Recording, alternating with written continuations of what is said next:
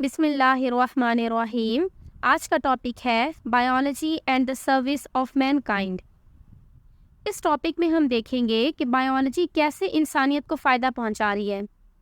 यहाँ पे काफ़ी सारी टेक्निक्स लिखी गई हैं, जैसे कि सिलेक्टिव ब्रीडिंग, जेनेटिक इंजीनियरिंग और भी लिखी गई हैं। हम इन सब को बारी बारी डिस्कस करेंगे। तो चलें टॉपिक शुरू करते हैं। The science of biology has been helping mankind in many ways in increasing food production, in combating diseases, and in protecting and conserving environment. Biology की फील्ड इंसानियत को कई सारे तरीकों से फ़ायदा पहुंचा रही है, जैसे फूड की क्वांटिटी को इंक्रीज करके और बीमारियों को कॉम्बैट करके। कॉम्बैट यानी किसी बुरी चीज़ को रोकना, यानी बीमारियों को रोक के उनके खिलाफ लड़ के, और इन्वायरमेंट को भी प्रोटेक्ट रख के पॉल्यूशन वगैरह से। Biological advances in the field of food and health have resulted in high standard of living. Plant production has been tremendously increased by improving existing varieties and developing new high-yield and disease-resistant varieties of plants and animals used as food. Biology की वजह से plants की varieties भी improve हो गई हैं और ऐसी वैरायटीज़ डेवलप हो चुकी हैं जिनसे हमें पैदावार भी ज़्यादा मिलती है और वो डिज़ीज़ रेजिस्टेंट हैं, यानी कि उनको जल्दी बीमारियां नहीं लगती। और प्लांट्स की तरह एनिमल्स के साथ भी ऐसा ही है कि एनिमल्स की भी वैरायटीज़ इम्प्रूव हो गई हैं। जिन एनिमल्स से हम गोश्त या दूध लेते हैं उनकी वैरायटीज़ इम्प्रूव हो चुकी हैं, उनसे हमें अब गोश्त की क्वांटिटी भी ज़्यादा मिलती है, उनकी क्वालिटी भी अच्छी होती है और उन जानवरों को जल्दी बीमारियां भी नहीं लगती।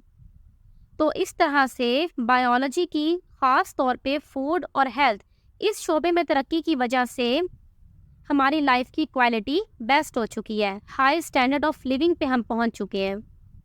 अब टेक्निक्स को बारी बारी देख लेते हैं। Selective breeding. ब्रीडिंग का मतलब होता है रिप्रोडक्शन, औलाद पैदा करना। सिलेक्टिव ब्रीडिंग का क्या मतलब होता है? सिलेक्टिव ब्रीडिंग एक ऐसा प्रोसेस है जिसके अंदर हम ऐसे ऑर्गेनिजम्स को चूज करते हैं रिप्रोडक्शन के लिए जिनके अंदर अच्छी क्वालिटीज मौजूद हों, और सिर्फ उनकी ही हम रिप्रोडक्शन होने देते हैं ताकि उनसे ऐसे बेबीज बने जिनके अंदर अच्छी क्वालिटीज मौजूद हों। और ऐसी ऑर्गेनिजम्स, ऐसे मेंबर्स जिनके अंदर अच्छी क्वालिटीज नहीं होती, हम उनकी ब्रीडिंग नहीं होने देते। तो इसको कहते हैं सिलेक्टिव ब्रीडिंग, कि हमने खुद मेंबर्स को सिलेक्ट किया है और सिर्फ उन्हीं की ही रिप्रोडक्शन होने दी है। और फिर जब वो अच्छी क्वालिटीज़ वाले बेबीज़ बड़े हो जाएंगे तो हम दोबारा से ये प्रोसेस रिपीट करेंगे। फिर उस न्यू जनरेशन में से भी हम ऐसे ही बेस्ट वंस मेंबर्स चूज़ करेंगे जिनके अंदर अच्छी क्वालिटीज़ हों और उनकी ही रिप्रोडक्शन होने देंगे ताकि उनके आगे जो ऑफस्प्रिंग बने उनके अंदर भी अच्छी क्वालिटीज़ हों। इससे होगा ये कि वक्त के साथ साथ हमारे पास ऐसी स्पीशीज़ आ जाएंगी जो सारी अच्छी क्वालिटीज़ वाली होंगी, उनके अंदर डिज़ायरेबल ट्रेड्स मौजूद होंगे। और ऐसी स्पीशीज़ जिनकी क्वालिटीज़ अच्छी नहीं है, जिनके अंदर अनडिज़ायरेबल ट्रेड्स मौजूद है, उनकी क्वांटिटीज़ कम होती जाएगी वक्त के साथ साथ। एनिमल ब्रीडिंग की एग्जांपल देखें। हमारे पास शीप्स है, उनके अंदर कुछ शीप्स की वूल खुरदरी है, रफ है, और कुछ की अच्छी है। तो अब ब्रीडर्स क्या करेंगे, वो ऐसी मेल और ऐसी फीमेल शीप्स को चूज़ करेंगे जिनसे अच्छी वूल मिलती है और सिर्फ उनकी ही रिप्रोडक्शन होने देंगे ताकि उनसे आगे ऐसी शीप्स की जनरेशन प्रोड्यूस हो जिनके अंदर वूल्स अच्छी है। प्लांट ब्रीडिंग की एग्जांपल, हमारे पास कुछ टोमेटो प्लांट्स हैं, कुछ से हमें छोटे छोटे से और खट्टे टमाटर मिलते हैं और कुछ से बड़े और मीठे टमाटर मिलते हैं। तो ब्रीडर्स सिर्फ ऐसे प्लांट्स जिनके टमाटर बड़े और मीठे हैं उनके सीड्स को लेके ही आगे नए टमाटर के पौधे उगाएंगे, और जिनके अच्छे नहीं है टमाटर उनकी वो रिप्रोडक्शन नहीं होने देंगे। किताब में लिखा हुआ है कि हमने सिलेक्टिव ब्रीडिंग के ज़रिए वीट, राइस, कॉर्न, चिकन, काऊ, शीप, इन सब की अच्छी वैरायटीज़ प्रोड्यूस कर ली हैं। ब्रॉयलर चिकन्स को भी पोल्ट्री ब्रीडर्स ने सिलेक्टिव ब्रीडिंग के ज़रिए बनाया है। ब्रॉयलर्स 4 से 6 हफ्ते के अंदर अंदर बड़े हो जाते हैं, ज़िबा करने के लायक हो जाते हैं, और इनका गोश्त भी सस्ता और ज़्यादा होता है। अच्छा, ब्रीडर हम उस पर्सन को कहते हैं जो सिलेक्टिव ब्रीडिंग का काम करता होता है।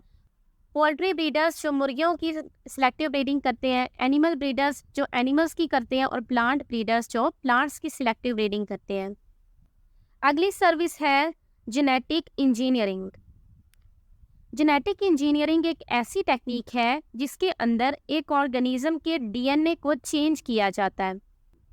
अब ऑर्गेनिज्म को कंट्रोल डीएनए ही तो कर रहा होता है, तो डीएनए को चेंज कर देने की वजह से ऑर्गेनिज्म का फंक्शन भी थोड़ा सा चेंज हो जाता है। हमारे पास देखिए एक प्लांट है और उस प्लांट को जल्दी बीमारियां लग जाती हैं, जरासीम उस पर अटैक आसानी से कर देते हैं। और एक प्लांट है हमारे पास जो डिजीज़ रेजिस्टेंट है, उस पर जल्दी बीमारियां नहीं लगती, जल्दी जरासीम उस पर अटैक नहीं कर पाते।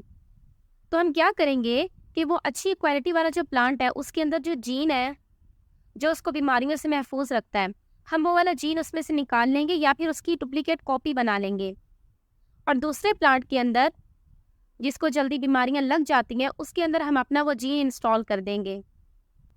तो इसे कहते हैं जेनेटिक इंजीनियरिंग। क्योंकि देखिए हमने अब इस प्लांट के डीएनए को चेंज कर दिया, हमने बाहर से किसी और का डीएनए इसके अंदर लगा दिया। तो ऐसे प्लांट्स जिनके अंदर फॉरेन डीएनए लगा हो, फॉरेन कहते हैं बाहर वाला, होता है ना फॉरेन कंट्री, यानी हमारी कंट्री के अलावा जो बाकी सारी बाहर वाली कंट्रीज हैं, तो ऐसा प्लांट जिसके अंदर फॉरेन डीएनए लगा हो उसे हम कहते हैं ट्रांसजेनिक प्लांट, और इस टेक्निक को कहते हैं जेनेटिक इंजीनियरिंग। फिर हम इन प्लांट्स की आगे डुप्लीकेट कॉपीज़ भी प्रोड्यूस कर सकते हैं ताकि हमारे पास इस तरह की अच्छी क्वालिटीज़ वाले प्लांट्स ज़्यादा हो जाए। इस प्रोसेस को कहते हैं क्लोनिंग। किसी भी ऑर्गेनिज्म की डुप्लीकेट कॉपी, बिल्कुल एग्जैक्ट उसकी कॉपी प्रोड्यूस करना, उसे कहते हैं क्लोनिंग। यहाँ पे प्लांट्स की क्लोनिंग की एक टेक्निक लिखी गई है, tissue culture technique. Tissue culture के अंदर हम किसी प्लांट का कोई छोटा सा हिस्सा ले लेंगे, जैसे उसका पत्ता या उसकी डंडी ले लेंगे, फिर उस पार्ट को स्टेरिलाइज करेंगे। स्टेरिलाइज यानी उसे जरासीम से साफ करेंगे ताकि उस पार्ट से हमारा जो नया प्लांट बने वो हेल्दी हो। फिर हम उस पार्ट को एक ऐसे कंटेनर के अंदर रखेंगे जिसके अंदर हमारे पास न्यूट्रिएंट रिच जेल मौजूद हो, यानी उसके अंदर बहुत सारे न्यूट्रिएंट्स मौजूद हो, हर तरह के जो भी प्लांट को चाहिए ग्रोथ के लिए। उस प्लांट को सही टेम्परेचर, लाइट, ह्यूमिडिटी, हर चीज़ मिलती रहे, इसका भी अच्छे तरीके से ख्याल रखा जाता है। फिर जब वो पार्ट थोड़ा बड़ा हो जाएगा फिर हम उसको वहाँ से निकाल के सॉइल के अंदर लगा देते हैं, फिर बाकी उसकी ग्रोथ वहीं पे होती है।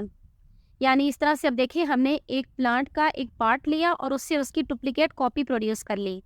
हमने ये चीज़ को इतने सारे मरहलों से गुजारा है कि उसको स्टेरिलाइज किया और उसका अच्छे तरीके से ख्याल रखा। इससे जो हमारे पास प्लांट बनता है वो डिजीज़ फ्री बनता होता है। अगली सर्विस है बायोलॉजिकल कंट्रोल। कुछ पैथोजेनिक फंजाई और पेस्ट यानी कि कीड़े मकोड़े जो होते हैं वो प्लांट्स पर अटैक कर लेते हैं और उसकी वजह से वो प्लांट कमज़ोर हो जाता है और फिर हमें उससे अच्छी पैदावार भी नहीं मिलती। तो हमेशा से इन कीड़े वगैरह को मारने के लिए पेस्टिसाइड्स का इस्तेमाल किया जाता है और फंजाई को किल करने के लिए फंजीसाइड का।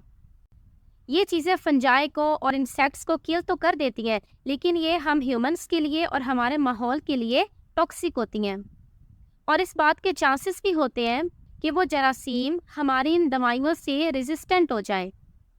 रेजिस्टेंट हो जाने का मतलब होता है कि अब उन कीड़े मार दवाइयों का उन कीड़ों पे कोई असर नहीं होगा, यानी कि वो ढीठ बन जाते हैं।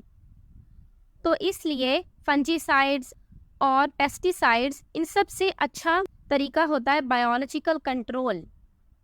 इसके अंदर हम फंजीसाइड्स वगैरह या इंसेक्टिसाइड्स की बजाय लिविंग ऑर्गेनिजम्स को इस्तेमाल करते हैं बाकी जरासीम को मारने के लिए। जैसे कि एफिड, ये एक कीड़ा है, अगर किसी के गार्डन पर इसने अटैक कर दिया है तो हम उस गार्डन में लेडी बग्स और वॉस्प इनका इस्तेमाल कर सकते हैं। वॉस्प और लेडी बग्स ये दोनों पैरासाइट्स हैं, ये एफिड्स से फ़ायदा लेते हैं और बदले में एफिड को नुकसान पहुंचाते हैं और एफिड्स मर जाते हैं। और ये दोनों पैरासाइट्स सिर्फ एफिड्स को ही नुकसान पहुंचाते हैं, प्लांट्स को नुकसान नहीं पहुंचाते। तो इस तरह से हमने बग़ैर केमिकल्स इस्तेमाल किए यानी इंसेक्टिसाइड्स और फंजीसाइड्स इस्तेमाल किए, लिविंग ऑर्गेनिजम्स के ज़रिए ही कीड़े मकोड़ों को किल कर दिया। तो इसे कहते हैं बायोलॉजिकल कंट्रोल, यानी पेस्ट्स को लिविंग ऑर्गेनिजम्स के जरिए कंट्रोल करना। कुछ बैक्टीरिया को भी बायोपेस्टिसाइड्स के तौर पे इस्तेमाल किया जाता है। अगली टेक्निक है हाइड्रोपोनिक कल्चर टेक्निक। इसके अंदर हम प्लांट्स को वाटर के अंदर ग्रो कराते होते हैं, लेकिन ऐसा वाटर जो एरेटेड हो, यानी उसके अंदर एयर मौजूद हो, कार्बन डाइऑक्साइड गैस मौजूद हो, जिनकी प्लांट्स को ज़रूरत होती है। और इस वाटर के अंदर न्यूट्रिएंट्स भी ऐड किए जाते हैं जिनकी प्लांट्स को ज़रूरत होती है। सॉइल एक बहुत कॉम्प्लेक्स मीडियम है, इसके अंदर बहुत सारे न्यूट्रिएंट्स पहले से मौजूद होते हैं, इसलिए हम इस चीज़ का अंदाज़ा नहीं लगा सकते कि प्लांट्स को कौन कौन से चाहिए अपनी ग्रोथ के लिए। लेकिन वाटर कल्चर के जरिए हम इस चीज़ का पता भी लगा सकते हैं कि कौन कौन से प्लांट्स को चाहिए, और अगर वो उनको नहीं मिले तो उनकी ग्रोथ भी अच्छी नहीं होगी, क्योंकि उसके अंदर हम खुद ऐड कर रहे होते हैं वाटर के अंदर न्यूट्रिएंट्स को। ये टेक्निक हाइड्रोपोनिक्स की अच्छी तो है, लेकिन अभी तक ये इतनी फिजिबल नहीं है। फिजिबल मतलब जिसको आसानी से किया जा सके। हो सकता है कुछ एस्ट्रोनॉट्स इसको यूज़ करते हो वेजिटेबल्स वगैरह उगाने के लिए। अगली टेक्निक है पास्चराइजेशन। इस टेक्निक को लुइस पास्चर ने डेवलप किया था। ये मिल्क और मिल्क प्रोडक्ट्स को प्रिजर्व करने की एक टेक्निक है। इसके अंदर मिल्क को बहुत हाई टेम्परेचर दिया जाता है एक ख़ास टाइम के लिए। सपोज़ करें कोई 15 मिनट के लिए 72 डिग्री सी टेम्परेचर उसको दिया जाता है। इससे होता यह है कि उसके अंदर जो भी हार्मफुल पैथोजेंस और माइक्रो ऑर्गेनिजम्स मौजूद होते हैं वो सारे किल हो जाते हैं, लेकिन मिल्क की क्वालिटी और उसके न्यूट्रिएंट्स वो ख़राब नहीं होते। हम जो घर में भी दूध को बॉईल करते हैं वो इसीलिए करते हैं ताकि उसके अंदर जो पैथोजेंस है वो किल हो जाए, लेकिन उसके अंदर हम टेम्परेचर उसको बहुत ज़्यादा देते होते हैं।